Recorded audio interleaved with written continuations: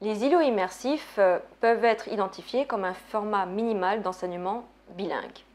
Les îlots sont de courtes séquences enseignées en L2. Ils sont insérés soit dans l'enseignement de L2 ou dans l'enseignement de la discipline dite non linguistique. Selon l'option choisie, ces séquences reposent sur des contenus plus ou moins liés à la matière scolaire. Ce format se différencie aussi d'un enseignement bilingue plus classique d'une ou de plusieurs disciplines dites non linguistiques, car l'exposition à la L2 est quantitativement plus réduite. Le projet d'îlot bilingue qui a été observé a été mené dans une école du secondaire 1 en Argovie. Ce projet est le résultat d'une réflexion commune. Ma collègue et moi-même voulions transposer les îlots immersifs du primaire au secondaire. En effet, j'avais mené des îlots immersifs au primaire. Ce projet a débuté en août 2017 et s'est terminé en juin 2020. Il a concerné 2 classes. Avant de débuter, nous avions élaboré un document où le dispositif des îlots bilingues est détaillé.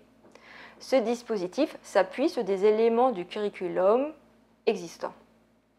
Regardons plus précisément ce schéma. Notre point de départ a été les 2 pôles curriculaires, langue, Sprachen, et discipline dite non linguistique, Sachfächer. Les langues sont indiquées avec leur rôle attribué par le curriculum. L'allemand est la langue de scolarisation, l'anglais est la langue internationale et le français est la langue nationale.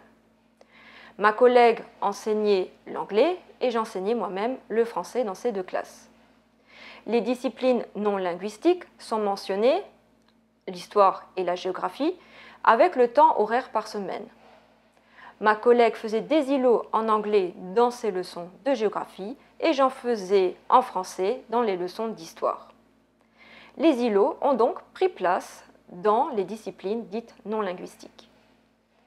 Notre objectif était de créer des synergies entre nos différents enseignements. C'est un projet alors qui favorise l'interdisciplinarité et aussi une approche transcurriculaire, c'est-à-dire une manière de chercher les contacts et de faire les liens au sein du curriculum qui lui a plutôt tendance à séparer les disciplines entre elles. Ce format minimal d'îlot nous a poussé à réfléchir au final en amont à l'insertion et à la planification de ces îlots. Il en ressort alors une forte didactisation et ça nous crée un espace pédagogique tout à fait original et qui implique des considérations sur le choix des thématiques. Alors, quelles thématiques va-t-on enseigner en langue cible et ou dans la langue de scolarisation? Des réflexions sur le rôle des langues. Quel est le rôle joué par la langue de scolarisation? Quel est le rôle joué par les langues étrangères? Des questions sur l'évaluation. Quelle portion du curriculum va-t-on évaluer? Va-t-on évaluer la langue ou seulement les contenus disciplinaires? Des considérations sur les phases didactiques. À quel moment doit-on faire des îlots immersifs? En introduction, lors d'un exercice, lors d'une phase de rappel? Et enfin, des réflexions sur le choix des supports et des documents. Faut-il adapter les documents?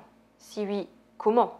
Quel type de documents utiliser en langue de scolarisation et lesquels pour la langue étrangère? Tous ces questionnements aboutissent à une alternance des langues didactisées et planifiées qui viennent soutenir les apprentissages des savoirs disciplinaires en L2. Les îlots sont donc un format minimal qui questionne fondamentalement le positionnement didactique de l'enseignement bilingue par rapport au curriculum et par rapport à l'alternance didactisée des langues. Les îlots bilingues observés s'inscrivent dans une perspective plurilingue et intégrée de l'enseignement en L2.